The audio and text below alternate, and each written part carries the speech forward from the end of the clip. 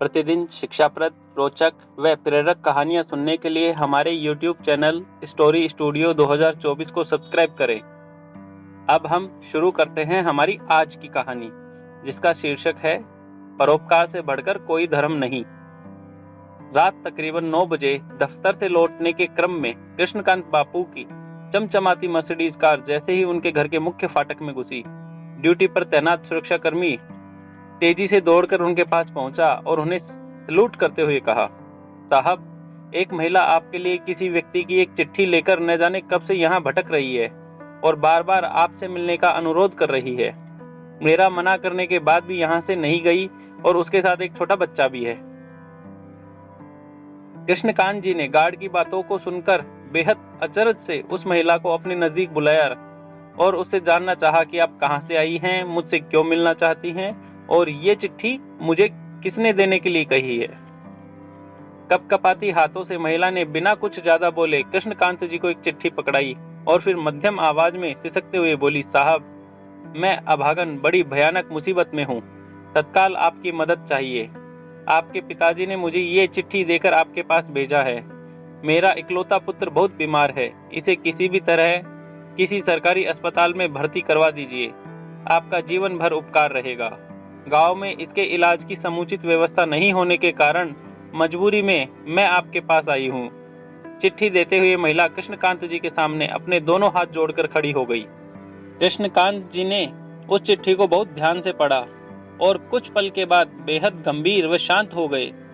उसके बाद वे मैली कुचैली साड़ी पहनी कभी उस महिला की तरफ अपनी आंखें फेरते तो कभी उस चिट्ठी की तरफ। कुछ देर तक कृष्णकांत बाबू बेहद गहरी चिंता में गोताखोरी करने लगे। दरअसल उस चिट्ठी के साथ साथ वो महिला अपने गंभीर रूप से बीमार बच्चे को लेकर उनके पास इलाज हेतु मदद के लिए अपने गांव से शहर पहुंची थी। कृष्णकांत जी ने उसी क्षण अपने सुरक्षाकर्मी को बोल उस महिला और उसके बीमार बच्चे के लिए अपने आउट गेस्ट रूम में रहने का इंतजाम करवाया और फिर वही कुछ देर बाद दोनों के लिए भोजन का प्रबंध करवाया। महिला ने पुनः उनसे फरियाद करते हुए कहा, साहब, भगवान के लिए मेरी मदद कीजिए और मेरे इकलौते बीमार बच्चे को किसी सरकारी अस्पताल में भर्ती करवा दीजिए, नहीं तो इसका बचना मुश्किल है।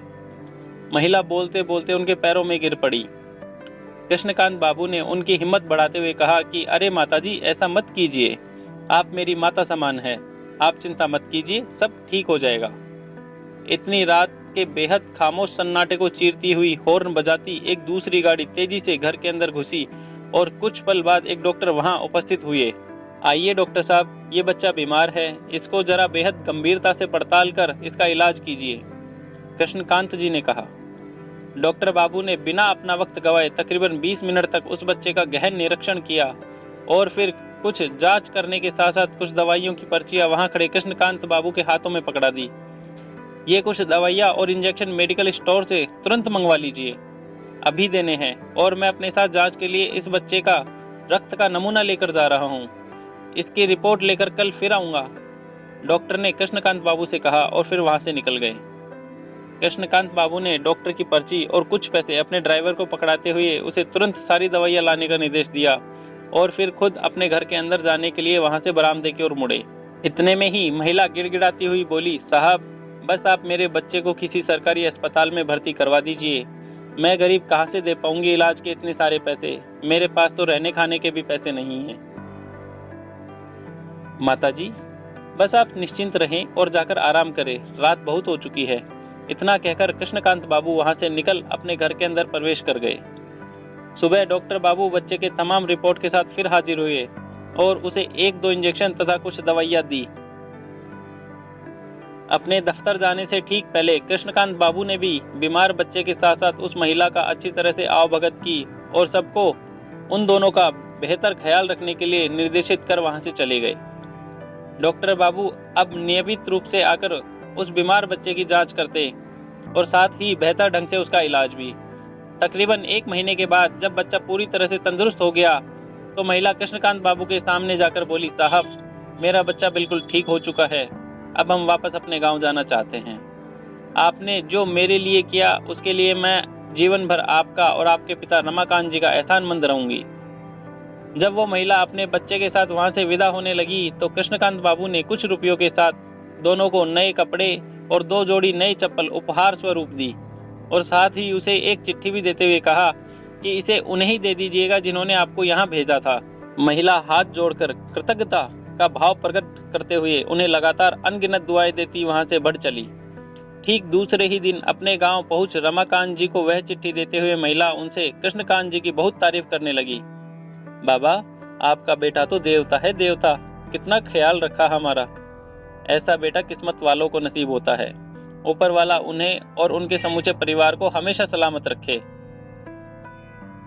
रमाकांत जी उस चिट्ठी को पढ़कर दंग रह गए। उसमें लिखा था, परम आदरणीय बाबूजी, मैं आपको नहीं जानता और न ही कभी आपसे मिला हूँ, लेकिन अब आपका बेटा इस पते पर नहीं रहता। कुछ महीने पहले ही उसने ये मकान बेच दिया है। अब मैं यहाँ रहने लगा हूँ, पर मुझे भी आप अपना बेटा ही समझिए। बचपन से ही मैं अपने पिता से दूर रहा हूँ, लेकिन मैंने जब आपका पत्र पढ़ा तो मुझे ऐसा लगा जैसे मेरे सगे पिता ने मुझे कुछ करने के लिए आदेश दिया है।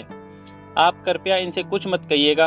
आपकी वजह से मुझे इस माता के द्वारा जितना आशीर्वाद और दुआएं मिली है, उस उपकार के लिए मैं आपका ताउम्र ऋणी रहूंगा। आपका अपना कृष्णकांत। कुछ बेहद खामोश लम्हों के बाद रमाकांत जी का सिर कुछ सोचकर खुद ब खुद उस अनजान पवित्र आत्मा के सम्मान में झुक गया और आंखें तो उनकी पहले ही नम हो चुकी थी। तभी तो कहा गया है, परोपकार से बढ़कर दूसरा धर्म नहीं है और किसी को दुख पहुंचाने से बढ़कर कोई दूसरा अधर्म नहीं है। हमारी कहानी यहीं पर समाप्त होती है। अगर आपको हमारी कहानी पसंद आई हो तो अपने मित्रों और परिवारजनों को जरूर शेयर करें और हमारे YouTube चैनल स्टोरी स्टूडियो 2024 को सब्सक्राइब करें। धन्यवाद।